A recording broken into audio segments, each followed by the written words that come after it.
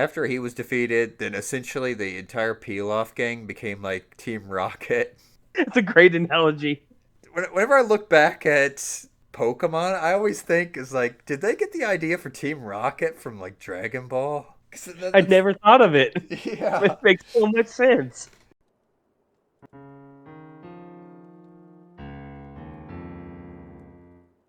Welcome to the Tairimo Boys podcast. I'm your host Cody. With me in second chair is the boy who wouldn't have survived the OG Dragon Ball. It's Jeremy. Who wouldn't have made it? With me in third chair is nobody, because Ryan couldn't be hassled to watch a couple hundred episodes of Dragon Ball Z to catch up on what the hell's going on. Yeah, that'd be a rough one to sit through so fast. For any of our regular viewers, if you're unaware, which I'm 100% sure you are unaware, Ryan's never been a huge fan of anime, so today we've got a special episode of the Tairimo Boys because Ryan's Discord is having issues recording. So we present me and Jeremy with Tairimo Boys, Kabuki Theater Boys. And today we'll be reviewing the Dragon Ball Z movie, the first one that was canon until it was not canon, Battle of Gods. Canon until it's not canon. I like that. I mean, that's the way it went. They were like, hey, this is canon. And then whenever they made Super, they're like, okay, no, that's no longer canon. Super's canon now. So hard to keep up with it all. Well, the key thing to remember, Jeremy, is that Dragon Ball GT isn't canon. Isn't canon, right? It's not. Okay, right, exactly. I was racking my brain about that today. I was like, was that canon? Is it not canon? Yeah, it's not canon. Okay, all right. Well, it's official. You heard it here. It's not canon. So, a little bit about this movie. Before this movie came out, there'd been a drought of like a decade of Dragon Ball Z content. So, whenever this movie was announced, everyone that was huge into Dragon Ball Z, they were excited for it. A lot of hype.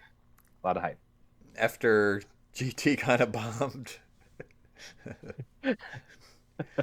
everyone Some wanted dark times. yeah, everyone wanted some real Dragon Ball Z content, and what did they do? Oh, they announced this movie and they announced that it was going to be canon. So in 2013, this movie came out. It was released in Japanese theaters, but they only did like a very limited time release in America, and only select theaters were showing it. Me and Jeremy were going to go watch it together, but Jeremy had a job outside of state and couldn't make it. How convenient. Or how inconvenient. I actually wanted to see this. I wanted to see it in theaters. Wasn't it like one theater around us that was going to be showing it? I mean, it was not a lot of theaters. Yeah, it was the one that we normally went to. Yeah, So go we had, to, figure. we had to drive an hour and a half just to go see it. But that didn't happen, so I didn't have to drive.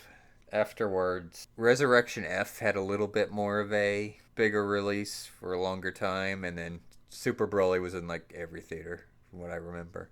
It was in most. It was Well, in most. every theater I checked it had Super Broly, so How many times did you see it? once. I saw it twice. Yeah, so even though it had it was in more theaters, they were only showing it at like limited times, and most of them were during work hours.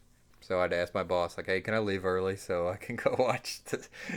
so so here's what happened. I go ask my boss really loud where everyone could hear. It's like, "Hey, would it be all right if I left early to go watch a movie in theaters?" He's like, "Sure." And then like one of the other guys stood up. And was like, "Hey, you gonna go watch the new Broly movie?" I go, "Yeah." Did everybody clap for you? Was everybody cheering you on? The other three were like, "What the fuck is he talking about?" Like, fuck yeah, I'm going to see Brawley. But that's Broly. Story for another day. Even though I just told the story. A review for another day. This was our preview. So let's get into the review. This movie, it's an hour and 25 minutes long. So about 4, maybe 5 episodes of the anime. They actually pack a lot in now that I think about it. They really do. So Jeremy, what were your first thoughts? My first thoughts when I first saw this movie, I was excited to learn about Beerus and Whis. I love their dynamic, and so I was really interested to see how it would unfold. What about you? So that was the big thing. After Dragon Ball Z, we were left with a subdued Boo, and the evil Kid Boo was defeated. Then they went and retconned the movie that happened after that and GT. So we were left with Goku is the strongest in the universe. Then we get to this movie where, hey, Goku's got a bigger threat. That's kind of how long term anime works. That there always has to be a bigger threat. So now Goku's strong enough where has to fight gods. Which is a great premise. Beat everything else. What's there left to fight? All right, let's move on to deities. You go to deities, and then the show must continue. Then you move on to bringing back characters with fan service, and then more random people. But yeah, Super. When this movie came out, Super wasn't even in production yet, being manga yet, drawn, whatever the technical term is. 'Cause this was kind of just. I'm guessing it was kind of to gauge interest, which of course the interest was there, and we got another movie, and then they started making Super. Had my interest. But I remember coming out there. So if you don't know, there's a lot of bad Dragon Ball Z movies. Yes, there is. And Dragon Ball Z movies, they've got a bad habit of not being canon. I don't think any of the movie. Yeah. Can you think of a single movie that's actually canon Hmm. before this movie? No. Yeah, I don't. I don't. No, I cannot. I don't think there are any. Because the weird thing. Okay, maybe Dead Zone. The only reason I say that is because the Garlic Jr. filler arc. Okay. I could see that. If you But consider that filler arc canon, then Dead Zone is canon. But everything else, it's not canon. Because it's got a nasty habit of inserting itself where it's not possible. Like, for instance, World's Strongest, that movie would have to take place after when Goku was dead, even though he's not dead in the movie. The first Cooler movie would have to take place when Goku was training off world. Yard Rat, that was the place. Not to be confused with a random rat in your yard. good point. Man, there's been a lot of Dragon Ball Z movies, and none of them are canon except for possibly Dead Zone. That's crazy. Dead Zone's canon with an asterisk right next to it, and the asterisk is: do you think the Garlic Jr. filler arc is canon? Got to read the fine print. But yeah, this movie came along. They said, "Hey, this is gonna be canon from now on," and we got to enjoy it in its goodness because this actually turned out to be a good movie. This was a movie where care was actually put into the story, and it wasn't just, "Hey, here's Frieza 2.0" or "Here's Broly for the third time." Yeah, you're right. Put a lot of they put a lot of thought into this story. Story? What story? More story than we've gotten before. You don't like Slug being King Piccolo 2.0 or Cooler being Frieza 2.0?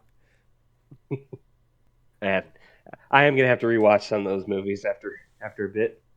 Yeah, let's get into the movie. So, this movie, it's got some plot to it, but It's not more much. build up than plot. Yeah, the Dragon Ball Z, the whole series, has just been about fighting. So the original Dragon Ball series is it had more of an adventure feel, but as soon as you get to Z and especially Super, it's just fight the bigger bad guy. And usually a lot of build up in between. Build up being Garlic Jr. arcs and fake Namex. But movie starts off. It's probably been a few years since. Hold on, let me put a little asterisk right next to that. So the movie starts off a few years after Evil Kid Buu is defeated. It doesn't take place a few years of the finale of the series. So the important thing about Dragon Ball Z is it ended on like a I don't know like 6 to 10 year time skip with Goku going and fighting in a martial arts tournament and all that. As much as I hate that, I wish they would have retconned that, but they didn't. Even in Super, they're like, "Oh yeah, this is gonna happen. Oh yeah, the Kid Buu got resurrected. Oh, I've been kind of watching him, but eventually we're gonna get to the point of the end of Z." But it takes kind of place in the middle ground here, where it's been some time since Evil Kid Buu was defeated, and Goku's on King Kai's planet. He's training like Goku likes to do, and we're brought to Beerus. Now, But before we go any further, I'm gonna have to mention the Dragon Ball Super version of this. So this arc especially, they made a lot of changes between the this movie and the anime arc. Jeremy, now important thing to remember: we only watched the movie. We didn't rewatch the anime arc. Hmm. So before we reviewed this, so Jeremy, if you can remember, did you like the anime arc? Mm, parts of it, for the most part, I'm stealing out of Ryan's book. Eh, There were bits and pieces I liked out of it, but there was a lot of slow points that kind of drug on. Yeah, I agree with you 100% on that.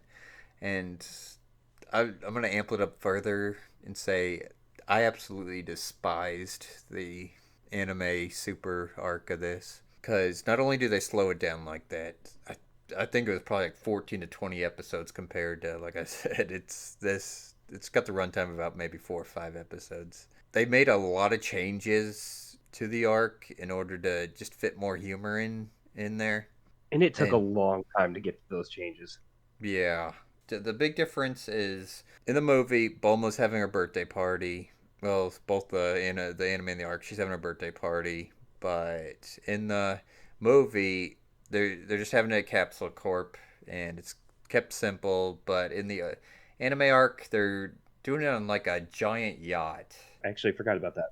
You forgot about it, even though the only reason they put it on the arc is so they could have an eventual payoff of Android 17 getting his wish of having a family vacation on it. That is the only reason I could see why they changed it. Because other than that, it just drags the arc on.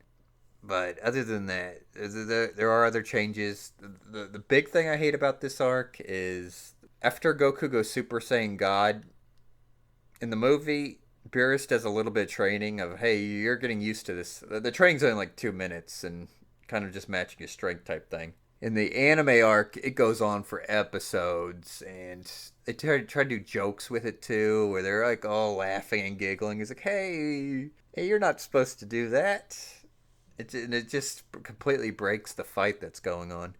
Well, in this movie, it's just rapid pace and it's intense and just keeps you engaged. Well said. Now, when we get to our Resurrection F review, I'm going to have a different opinion on that. Foreshadow. But, anyways, back to the review. We're introduced to I'm going to say two villains. We're introduced to Beerus right away. Beerus, he's the god of destruction in this universe. He's this purple Egyptian cat looking character, Catman, not to be confused with any flying rodent. And we're also introduced to Whis. Whis is Beerus's attendant, and we're not introduced very much to his actual role right away. They kind of hint at it at the end. They kind of mention it at the end, but they really in Dragon Ball Super they get really into it. But we find out Beerus has been asleep for the entirety of the events of Dragon Ball Z, and he's just waking up because he had a vision that he was going to meet someone that could rival his power. Because gods of destruction, they're like super, super, super powerful. At one point in the movie, we see that Beerus is basically on planet Vegeta having dinner while King Vegeta, who's Vegeta's dad. Uh, so here's your rule, Jeremy. You only get one Team 4 star reference in this review. I can't do it. You got to do it. So I'm going to use my reference to say, my son, the planet, or me. But anyways, King Vegeta is groveling to Beerus. Whenever we get to the anime, or maybe it was the Resurrection F movie, you could see that like even King Cold was. So King Cold was who's Frieza's dad. He was never like groveling to him, but like they knew like this prick could wipe us out without a second thought. You So don't mess with a naked cat. he wasn't naked. He was wearing pants and a little circly thing on his shoulders. Okay, the furless cat with clothes. Now, the important thing about Beerus, of course, he's got destruction. He's the strongest in the universe, from what we understand. His character, whenever he's not serious, he's really played off as he's lazy, he's sleepy all the time, and he's always hungry. He's kind of a gourmet. I don't know the French pronunciation of the word. What do you think of Beerus's character, Jeremy? I actually like Beerus. I like his personality. I didn't have a problem with it. What about you? Yeah, I'm gonna echo that. I've always enjoyed Beerus as a character. Especially accompanied with Whis. It's a really good dynamic. Yeah, so it basically, I'll go ahead and spoil the end for you. Whis' role, he's in the movie. He's said to be Beerus's teacher. Whenever we get around to the Super Anime, it's extended that Whis is an angel, and all the guy there's 12. Is it 12 universes? I believe so. 12 or 13. Each, yeah, it has to be an even number, so it's 12. But each universe has god destruction. Each universe has a supreme kai, even though that creates a lot of retcon problems that were never really fully addressed. And each universe, the gods of destruction have a angel, so given to them by the Omni King. So Whis is an angel. He's stronger than Beerus, which that's kind of the kicker at the end of the movie. The end of the movie, major spoilers. Yeah. There's your plot twist and your spoiler. Yeah. So we're used to Goku. We're not used to only Goku, but usually the good guys win in the end. Well, in this movie, the good guys don't win. At the end of the movie, Goku kind of just runs out of steam, and Beerus points out the fact like, "Hey, I was only fighting you at 70% of my power. If I had gone 100% and you had beaten me, then Whis would have stepped in and he would have kicked your ass because he's a lot stronger than me." Get him, Whis. Now, Jeremy, what do you think of Whis' character? I also enjoy Whis. I gotta say, Whis and Beerus have a great taste for food. Every time I watch one them eating, it makes me hungry. You got to think of it this way: if you're like, if you have all the power in the universe, what's there left to do? Beerus is looking for an equal, but aside from that, you're probably going to enjoy the luxuries of The finest foods. That's what I'd be doing. really, Jeremy, finest foods, not the finest prostitutes. Well, those too. I mean, that's included. It's a party. But yeah, I'm gonna echo Jeremy's statement once again. Like, I love Whis as a character. He plays off really well with Beerus because Beerus can be kind of hair triggery, I guess would be the word. Not like angry, Yeah. just like shouting. He gets shouting angry, and Whis is always so carefree in there. He acts like a mentor, even to like the viewer at home, where he's explaining things. Yeah, that is a good point. He's there to keep everybody in check. Not only to keep everyone in check, but make sure the viewer at home understands what's going on, since he has the super secret knowledge. Anyways, back to the movie. Beerus wakes up. It's been prophesized that he's going to finally meet someone that could rival his power, since all he does is enjoy fine food nowadays. And him and Whis set out to find what's been told to them as the Super Saiyan God. Now, one thing I want to mention here is we find out that Beerus ordered the destruction of Planet Vegeta. Actually, now that I think about it, now that I'm talking about Planet Vegeta, the Bardock movie was kind of canon. Okay, there we go. I would say 100% that would be much more canon than any of the others. But yeah, that gets an asterisk right next to it too. Yeah, But it still gets an ass. yeah, for different reasons. Now, the one where he gets deathballed into the past and deals with like the little blue guys, I don't know if that's canon or not. Yeah, I don't know about that, but definitely the destruction of Planet Vegeta and Bardock's last stand. Yeah, That's canon. that definitely happened. So There we go. Confirmed canon. Asterisk. it's canon until it's not. Canon until it's not. But here's the thing I'm thinking. Do you remember if in the anime Beerus ordered the destruction of Planet Vegeta, or did they retcon that? I don't remember it in the anime, to be honest. Hold on, I want to find out now. I got a feeling they retconned it, but I don't remember. Okay, this wiki is a fucking mess because it's got GT shit on here. Oh lord. Okay, it's still canon that Beerus ordered it because he thought King Vegeta was being really stingy. Makes sense. I just don't remember where it's mentioned at in the anime, but it makes sense to me. Still canon. Yeah, it's canon. So Beerus is behind all the events. Frieza's just the one who carried it out. So right away we're established by that fact that Beerus kind of started the whole chain of events that have led us up to this point. Way to go, Beerus. Now, so after all that serious stuff, then we get to Bulma's birthday party, like I already mentioned. Capsule Corp. Find out later on she's like 38 years old. She doesn't like that Don't fact. don't ask her that. But one of the things I like to mention is this movie does like humor really well because they like to sprinkle like all these like funny moments into the anime, and none of them overstay their welcome. For instance, there's like one point where Beerus and Boo are getting in a fight, a verbal fight. This fights are pretty big in this show, and Boo's just like he doesn't want to give him any of the pudding cups, so Boo just goes and starts licking them. Just silly stuff like that, or the infamous bingo dance. Oh, poor Vegeta. Would you agree with me, Jeremy? I would. They did humor well, and like you said, 100%. It doesn't overstay its welcome. It doesn't overstay its welcome in the movie, but in the anime, like I already mentioned, it really does overstay its welcome. Definitely a different story for sure.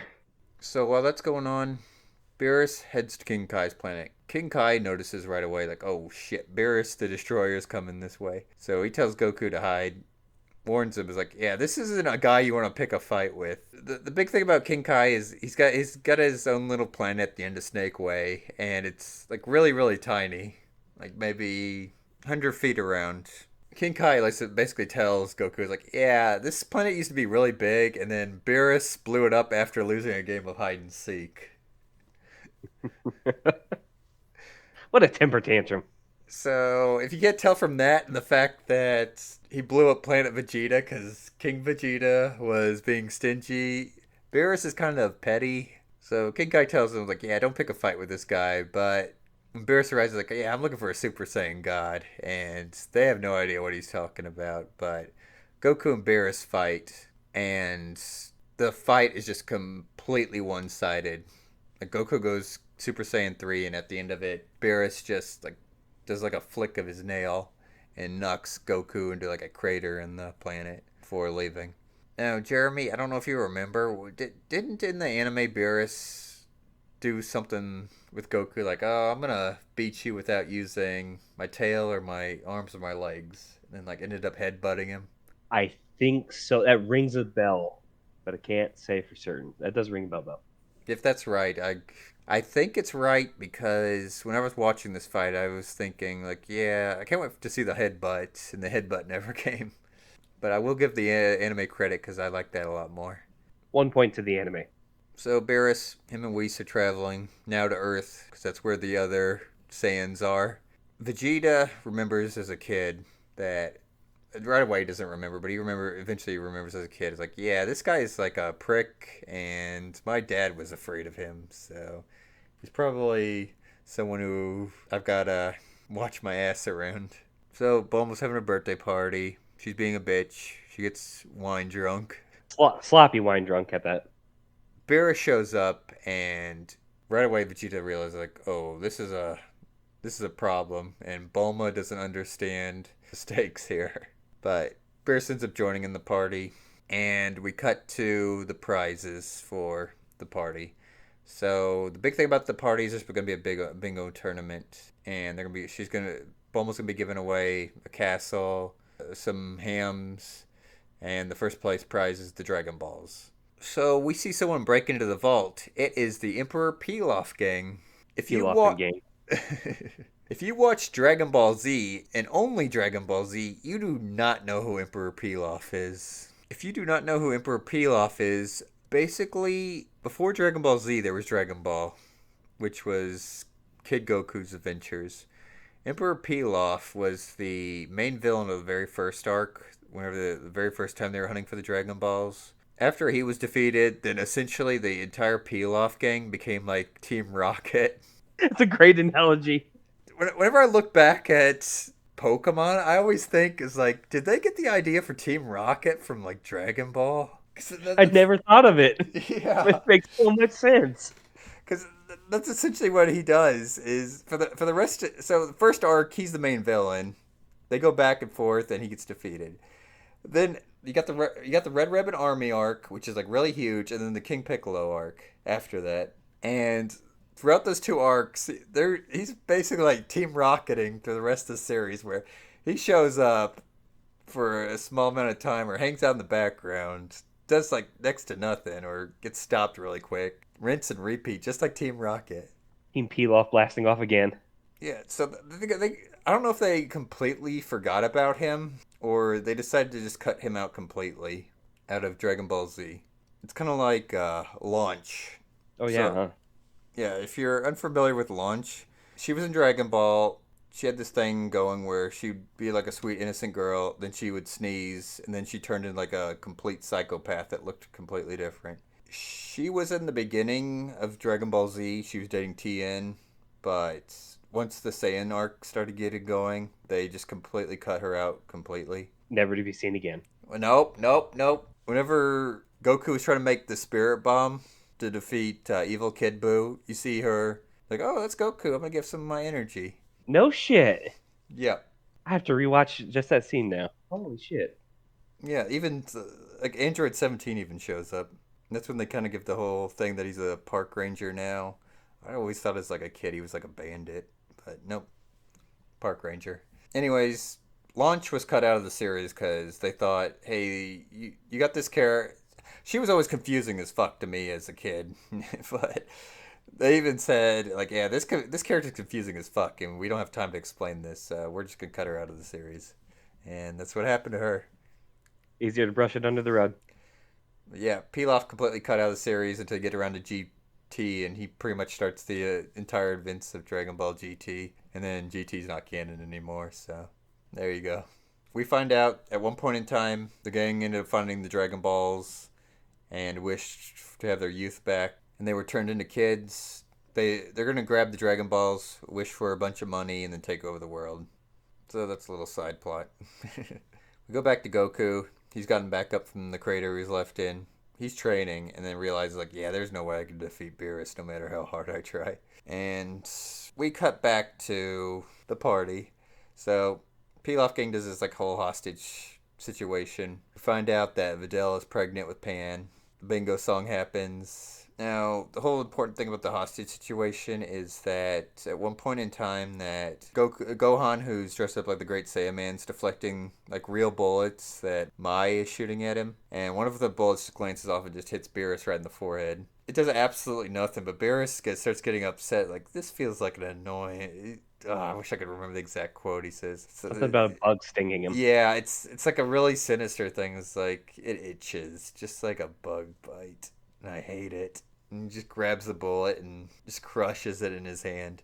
But he gets distracted by the bingo song and dance, Weren't and we all? the bingo song and dance. It's so well known because it's completely out of character for Vegeta. Like Vegeta's always this serious character that doesn't want to embarrass himself, and he understands the stakes of this thing. Like if Beerus decides to destroy the planet, like there's not a damn thing he could do. So he's willing to throw his pride out the window just to prevent Earth's destruction. It works temporarily, but then we get to the Boo Pudding thing. Great scene. Great scene. Yeah. And I'm going to explain why it's a great scene. So Whis tells Beerus, like, hey, you got to try this, like, pudding stuff. And Boo has all the pudding. So Boo doesn't want to share it, and Beerus wants it, and then licks it. And Beerus gets upset, and a fight breaks out between Boo and Beerus. The reason why this is a great scene is Boo is almost instantly defeated. For anyone unaware, the Boo saga in Dragon Ball Z is the longest saga. Whenever they made the whole Dragon Ball Z Kai, originally the plan was we're just going to do the first three sagas because Boo is just as long as the first three sagas. And it ended up being exactly as long as the first three. Even when they cut out all the shit. It was definitely a long one. One of the big things with the original arc is that they go out of their way to do like all the Great Saiyaman stuff where it just drags the arc on really long because they knew that Dragon Ball Z was a hit, so the show must go on, and it kept doing the show must go on. So here's your little fun fact, and we all know Cody has the most funnest of facts. Now, I don't know if this is 100% confirmed, but this is what I always heard.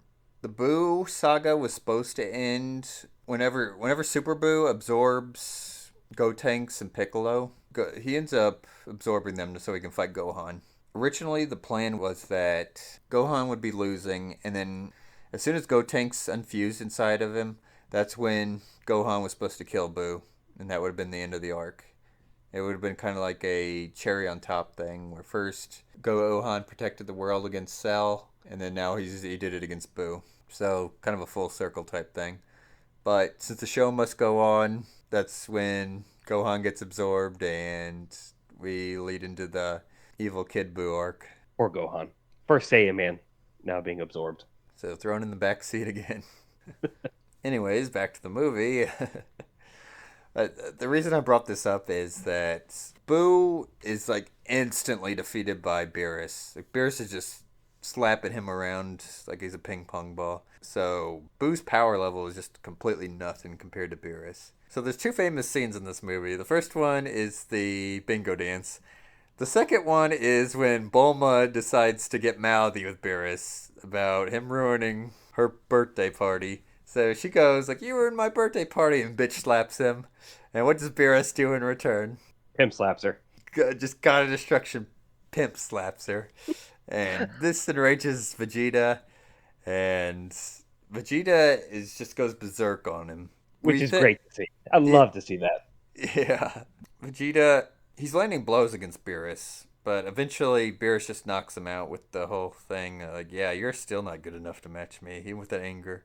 But before Beerus can destroy the Earth, that's when Goku appears. Because no one knows what this Super Saiyan God bullshit is. So he gets the idea, like, hey, let's ask Shinron. So they ask Shinron, and Shinron, who's always impatient, is suddenly like scared of Beerus. So even he knows who Beerus is. And we're told that Super Saiyan God basically requires 5 Saiyans to give their energy to make a god. Kind of a borrowed energy type thing. They try and do it. All 5 of the Saiyans on Earth try doing it.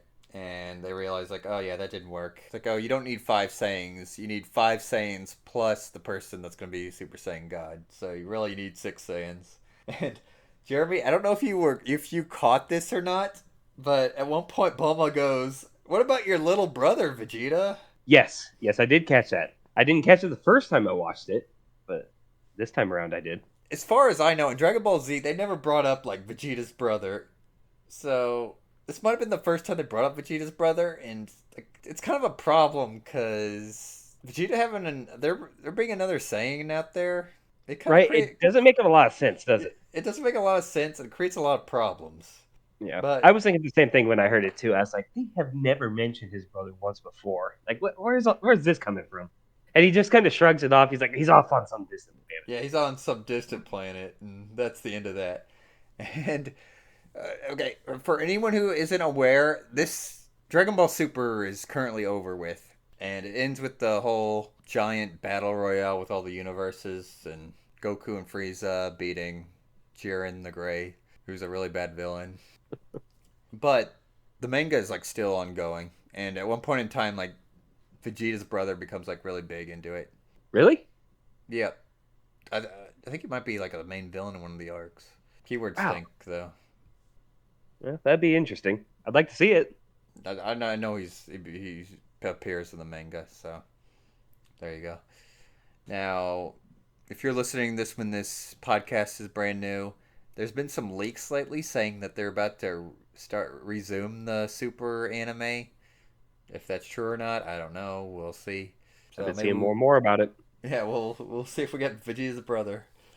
Eventually, we'll get Vegeta's brother because there's no way they're gonna finish the manga. Like, oh yeah, we're not gonna make the anime. Yeah, there's no way. They're going to have to. They want that cash cow. But anyways, they need 5 Saiyans plus one. Vegeta's brother isn't available, who's brought up for the very first time, and Vidal's like, "Oh yeah, I'm pregnant." So hopefully this works because you need pure heart Saiyans. This Saiyan isn't born yet, and Vegeta's kind of an asshole and killed plenty of people in the past. Yeah, let's not forget that. He is a murderer. But that ends up working. They transfer their energy over to Goku, and he goes Super Saiyan God for the first time. And that's when the final fight starts. Jeremy, what did you think about the final fight? It was entertaining. It was pretty intense, but slowed down quite a bit. what I feel for a Dragon Ball Z fight. I guess that's due in part to the animation style and choice, but it still felt intense and it was entertaining to me. What do you think? I absolutely love it. So I know that the anime is not going to have like the same quality as these movies, because in the movies you get like these really CGI backgrounds with animations going on, where the fights look absolutely beautiful. There, it is a little slow, but it's kind of explained with Beerus wants a rival, so he's kind of training Goku up a little bit at the start. It's only whenever they go underground where Beerus like, okay, now it's time to get serious. Because Goku goes like, oh yeah, I've been fighting you, and I'm only using 80% of my power, and Beerus like, you're fucking joking me. And then like as soon as Goku says that, Super Saiyan God wears off. Now, it's important to state that Goku hated like this Super Saiyan God form, because the big thing about Goku is he's big into like honorable fights and doesn't want to What's cheat or anything. wants to be by his own power? Yeah, he kind of views like Super Saiyan God as kind of cheating because it's not his power, it's just borrowed strength. But Super Saiyan God wears off, and they're still fighting like equals, like just like Goku was still Super Saiyan God. And Beerus eventually points this out that like, hey, you were like you're fighting at your own strength, but even then, it's like not good enough. We get like a scene where Goku Kamehamehas Beerus, and it like does absolutely nothing. And it kind of builds up like, hey, this is probably going to defeat Beerus, but it does nothing. The fight eventually goes up to space, and Beerus uses its ultimate attack on Goku, which is essentially a death ball. Cue the Bardock scene. So there's your little bit of canon right there. But yeah, now that I think about it, they probably did that on purpose. I feel they did. Like you 100% get the feel like, oh, this is definitely the Bardock scene. And now, Goku the son is going through the same thing. Like I was thinking more Cooler when I saw it. I was like, oh yeah, Cooler uses a supernova attack, and because it looked exactly like that. It does look exactly like that, but like the whole struggle, like Goku's struggle, man, this feels like Bardock. I guess you're right, Jeremy. So Goku, he's losing this fight against his ultimate attack, and eventually Beerus is like, okay, let's step it up a notch, and just zaps the thing, which completely blows Goku away. You get this scene where Goku's just getting consumed by this as he drifts down. That's kind of like when Cell was getting consumed with the father and son Kamehameha. But Goku gets a second wind and just destroys the thing. It's like completely absorbs it. Yeah, and this leaves like Beerus like confused. Like, how is this guy so powerful? But even though he's confused, like Beerus points out, like, yeah, it doesn't matter that you might have saved your planet, but this fight is over. And he's like, I just want to hear you say I give up. That's when he points out, like, you gave it a shot. You stood kind of toe to toe with me. I was only using like 70% of my strength, and even if you had defeated me, Whis is stronger than me and would have stepped in. So you didn't stand a chance. Goku's like, you're gonna destroy the planet, and Beerus like, yep. So we get back to they go back to Earth, and Beerus starts charging up his death beam. Now, to do another comparison between the anime and the movie, like I absolutely hated the way the anime dealt with this scene. So in the movie, Beerus is like, all right, time to destroy Earth. Charges up his little finger beam, turns it, and then blows up like a chunk of rock and says, there we go. I'm a god of my word. I blew up Earth. So a little bit of wordplay. Like, yeah, I gotta keep my word as god of destruction, but hey, I kept my word here. The anime just ruined this whole scene. It's like, all right, time to destroy Earth, and then he pretends to fall asleep. Oh yeah. What See, the see, fuck? I totally forgot about that. See, these are the parts I blocked out of my memory. What the fuck? Yeah, Who's see, the movie did it right. who did Akira Toriyama greenlight that? Because it's so awful. The wordplay was so clever, and it's not like Totally forgot. stupid. Like, oh, he fell asleep. Because it sets up like Beerus even's like, oh yeah, until next time. But the whole him falling asleep, it's kind of the whole blowing up the rock thing. It's kind of like he leaves on friendly terms, while on the sleeping thing, it's kind of like ambiguous. Of is he just whenever he wakes up, is he gonna come back and kill us all? But like in the anime, what he zooms away and he's like, oh yeah, I just pretended to be asleep. Okay, there you go, view at home. Yeah, anime fucked up on that one. But anyways, Bulma's she decides to be a little mouthy again, and but Beerus doesn't blow up the planet. Whis and Beerus leave, go back to their home world, and this is when we're kind of shown like Whis' power. Whis ended up taking like a sushi platter home with them, and Beerus ends up eating a bit of wasabi, and then goes like his mouth's burning, so he's like ping pong between all the little tiny planets circling the home world and just destroying them effortlessly. And then Whis just teleports right to him, like whenever he's like max speed, just judo chops him and knocks him out. Which is badass. Which shows you the viewer at home, like this is the power difference between these two. Then we go back to Earth, and Piccolo points out the obvious thing of Goku. Didn't you know Beerus was here? Why did you wait so long? You've got instant transmission. And Goku's like, I wanted to give you guys a fighting chance. So Piccolo calling out the obvious. Threw Goku under the bus on that one. But just good humor like that throughout the movie. Yeah, it was well placed for sure. And we were left waiting until the next movie was introduced. Resurrection F. But that's a story for another day. So, Jeremy, any final thoughts? Great movie. See it. We waited years for something like this. It was worth it. My final thoughts, definitely go see it. If you've never seen it and just watched the anime version of it, watch the movie. The movie's way better. Far better. Animation's better. That it doesn't waste time, and plot's a lot tighter. Humor is better placed. You won't be And disappointed. Yeah, exactly. You will not be disappointed with this. So, Jeremy, on a scale of Super Broly to Bio Broly, where would you rank this movie? Oof. I'm going to say 3/4 of the way to Broly. Excuse me. Super Broly. Had to specify. I want you to think about the answer for a second. What's the 25% above this movie? Oh. And where would you put it? I'd put it under. So, I think we could all say that when it comes to the movies, this is how they're ranked. It goes Super Broly first, Battle of Gods, Resurrection F, Superheroes, then that movie with the Jinbei thing, then Bardock, then the rest of the shit, and then Super Broly. No, I'm sorry, not Super Broly. Bio Broly. Bio Broly. Yeah, I can agree with that. I think it's the second best movie. Yeah, I'm going to say so too. Nothing's beating my Super Broly, though. You'd be disgusted to hear how many times I've seen them. That's a story for another day. Stay tuned. All right, everyone. Thank you for listening to another episode of the Tairimo Boys podcast. Don't forget to like, subscribe, leave a comment, telling us how much you love the Dragon Ball Z movies, especially Bio Broly. We all know you love that one. And don't forget to ring that motherfucking bell. Ring it. Stay tuned for more episodes.